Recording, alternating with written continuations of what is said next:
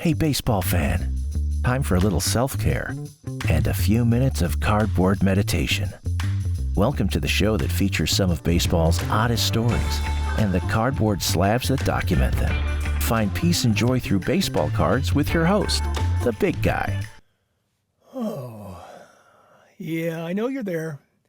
Thanks for joining me. I'm the big guy, and I am here on Cardboard Meditation, and I was meditating just now in a major league way. I just did something that I do from time to time, and if you're a baseball card lover and you've got a large collection of them somewhere, you've done it too. I know you have. I was looking for some cards for an upcoming video, and I'm in a drawer and I'm looking and I can't find them, but I find these. These have been misplaced. They're not with the other versions of these cards.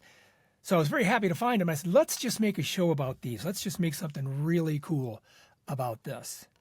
And this is, well, let's just start out with the R314s, okay? That's what this is. An R314. It's also known as the 1936 Gaudi wide pens. You can see right here, it's got a wide pen signature. Now there's a difference because there's some fine pens too, and we will go over that as well. These cards are such a simple design. They're black and white. They got a nice photo, that facsimile autograph. You can see it's kind of creamy around the border. It's just soft. Everything's soft. Eases me into this baseball card stupor that I'm in. You know, and why are simple things appealing? I think I know. You look at this and you tell me if it's true. There's minimized distractions, and this is not just this card. It's just simple things in general. It's mentally, it reduces effort so you can relax while viewing it, and it allows clarity. And, you know, it just makes it easier to focus on what's important, especially with these cards. And what's important is all the detail, the photograph, the insignia, the wool uniforms, all that stuff. They're just absolutely beautiful. And this is, like I said, the wide pen. That's because of that thickness there. The size of these things are a little bit bigger. You can tell by measuring it from my hand. It's not your average baseball card. It's what is it? 3 1/4 by 5 1/2 wide. That's the size. So they're a little bit bigger than the average. This is a type 1 version. I think there were 5 types altogether, and they were spread out over, the 5 types spread out over 2 years or 3 years. Yeah, I think so. They're all lithographed, and it says so right here. You can see the printing there. I took some photos, and I'm just going to flash them up here on the screen so you can see what I'm talking about, because I can't really get that detail on this camera I have here. But all of the cards in the Type 1, which is what this says, all have that version on there, except for Lloyd Wayner. That's who it was. There's a variation where he doesn't have that little label at the bottom. Now, when you go back to 35, they didn't have that label. And then when you got past 36, they didn't have that label. In fact, the types 2, 3, 4, and 5, they didn't have that designation at all anywhere on the card. And in Canada, there's a Canadian set that was issued in the Detroit area and in Canada, but they're Canadian players and Detroit players. So that's kind of cool. That's why you see a lot of Tigers, and that's why you're going to see a lot with me, because, well, I like the Tigers. And this guy right here, like I said, is Tommy Bridges. He's not one of the better-known Tiger pitchers, but he should be. He was the 3rd pitcher in Tiger history to win 20 games in a row, 20 games 3 years in a row. He did it 3 times. He did it back to back to back.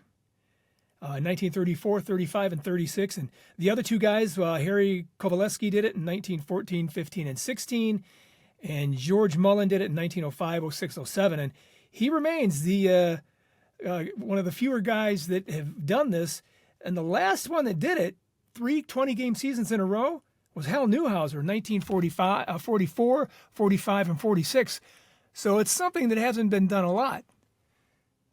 And he was a great pitcher. Great pitcher for the Tigers. Let me show you somebody else here. Another Tiger. This is Billy Rogel. Billy Rogel was the greatest Detroit Tiger shortstop until Alan Trammell came along. After his playing career, he was a city councilman in Detroit for, I don't know, decades, like 3-4 decades. It's a great card. Okay, let me show you a couple other ones. These are not Tigers, so if you're getting wary of all my Tigers, here is one of the coolest ones there are. And I think if you're a catcher fanatic, you like to collect cards with catchers on it, look at this guy. Luke Sewell. Tell me that's not a beautiful card. I just love this one. And it's you wonder, well, how did they take it? Somebody standing up in the stands looking down at him as he was posing down on the field. I just think this is just inventive. It's just a really nice card. And it's from the 30s, so it's a photograph. So it's something that, they had to pose for this. They had to move around and, get the player to, do something. Or back in the day where they just snapped a real quick picture and painted it before. But they had to get the guy over, hey, come over here and stand here. We're going to climb up a ladder or something and take this picture. I think this is just an amazing picture. Here's another one I think you'll like. This one's got a crease in him, but he is still pretty good. This is Ducky Joe Medwick. And he was a member of the Gas House gang, the St. Louis Cardinals team way back in the day when they were cutting it up in the National League. They were constantly winning World Series. Dizzy Dean and who was Leo DeRocher, those guys were all together. He was the last National League player to win the Triple Crown. To this day, Joe Medwick. He won the MVP in 1937. 37, he won the MVP. He won home run leader, and he won the batting leader. He was a batting leader. Look at that. That's a great picture. Okay. Now, as luck would have it, when I pulled all these out, there's Tigers, Hall of Famer guys. There's a couple other things too. There's this one. Oh no, you're not done watching Tigers yet, so hang on. Let me do this first. This is the Type 4 version of the card. Hall of Famer Carl Hubble. Now, this might look familiar to you because they use this card in a Gaudy, another Gaudy. These are Gaudis, by the way, but it was another Gaudy card. They used a version of this picture, and they also did it in the Diamond Stars. They used the same photograph. It's an artist rendering of it, but this is the photo that they used. Now, I wanted to do this because when I pulled this out of that box, it came out with all the cards you've seen thus far, and this one. Now, take a look down here by my fingers. That is the fine pen. You can see the difference between that and that. Now, we'll get to the fine pen in just a moment, but I want to tell you the story between how this guy and this guy kind of share a little history. All right? Now, when I pull this out, oh my gosh, that's the greatest Carl Hubble I own right there. That is it. And in the 1934, goodness gracious, why am I struggling with dates this morning? 1934, he was pitching in the All-Star game in his home park at the Polo Grounds, which, that's a big thing. So there he is. He's got some pressure on him. He wants to just shine out there. And Gehringer, where's my Gehringer thing? Oh, here he is. Gehringer was the leadoff hitter. Gehringer lit him up. Well, got a single anyway. Next batter up was Heine Manush, and he was walked. So there's men at first and second, no outs. Guess who came to the plate next? Now we're talking about an all-star game. It would be Babe Ruth. And incidentally, all of the cards that you have here in these Gaudis contain tons of all-star players and Hall of Famers, but none of the types contain a Babe Ruth card. He's not represented anywhere in here. Sorry. Anyway, so Babe Ruth is coming up next. And I have heard an interview with Carl Hubbell who said, all I wanted to do was strike out Babe Ruth. I'm going to use my knuckleball or my screwball, and I'm going to get him out on strikes. And then I'm going to keep the ball down on the batter that came after Babe Ruth, who was Lou Gehrig. And I'm going to double him up. I'm going to double him up with Heidi Manush, who was on first base. Well, it didn't work out that way. What happened is, what really happened is there was a double steal. Manush and Gehringer both took off. Gehringer going to third and Manush going to second. So now, there's a little even more pressure on Mr. Hubbell here. So what does he do? Strikes out Babe Ruth. Strikes out Lou Gehrig. Next batter, doesn't get any easier, Jimmy Fox. He strikes all three of them out to end the inning. So he comes back out for the next inning, and everybody's going, this guy's amazing.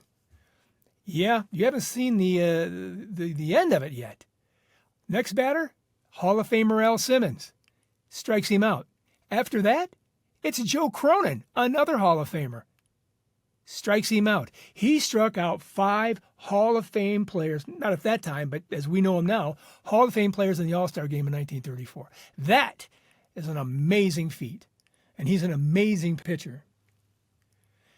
Now, this is, like I said, a Type 4 of the R314s, and it's just in a different, I think this was a 36. The other one's 36. I thought this might have been a 35, but it wasn't. It's a 36. But it's just the way they printed them up. You'll notice there is no litho mentioned down here.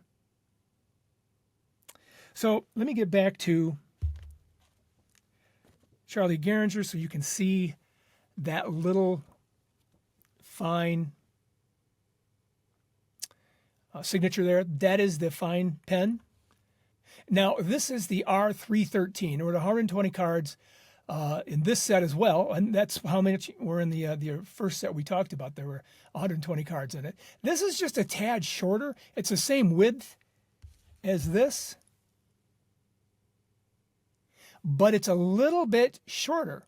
It's 5 3/8, so it's just an eighth of an inch shorter. I don't know why they did that. And some of these things have cursive, on them, and some of them look like they've been typed. It's kind of hit or miss. I don't know why they did what they did, but 80 years later, I still like it. I like what they did. And right now, when I've got as many of these as I do, I've got some more in storage. I like the wide pens the most. This one, it looks like an afterthought to me, but it's still beautiful. And he has a card in the wide pens set as well. And it's not this pose. It's a different pose.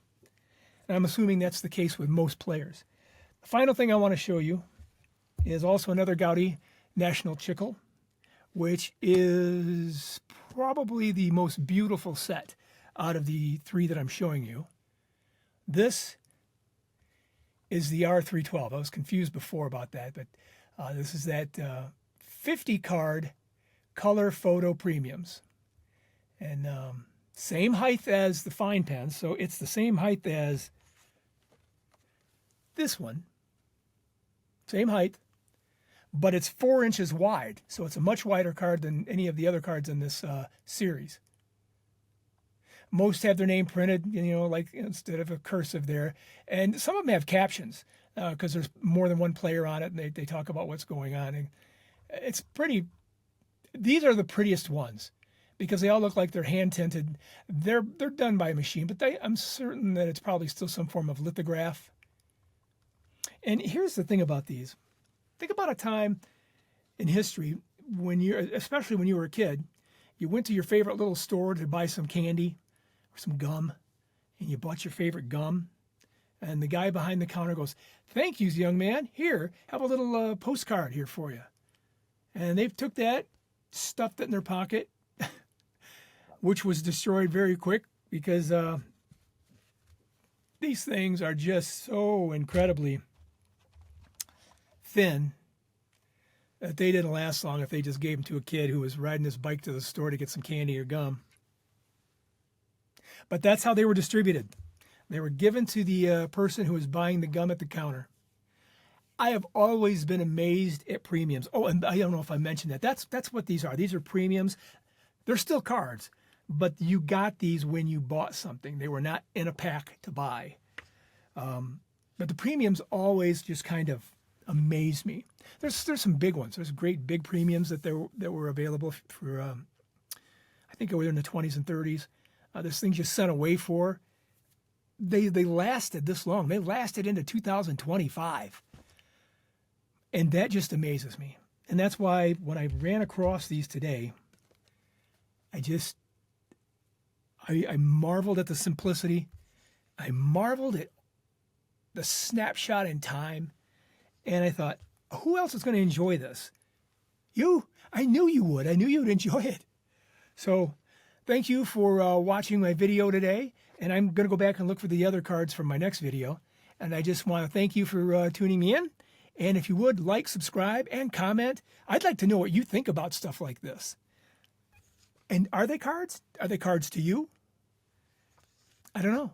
Please comment. And we will talk soon. Hey, baseball fan. Time for a little self-care and a few minutes of cardboard meditation.